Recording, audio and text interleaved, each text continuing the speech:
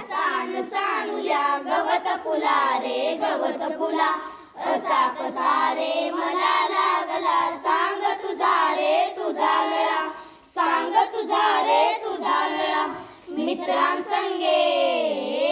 मित्रांसंगे माळावरती पतंग उडवीत फिरताना तुला पाहिले गवतावरती झुलता झुलता असताना विसरून गेलो पतंग नदीचा विसरून गेलो मित्रांना पाहून तुझला हरपून गेलो अशा तुझ्या रे रंगकळा हिरवी नाजूक रेशीम पाती दोन बाजूला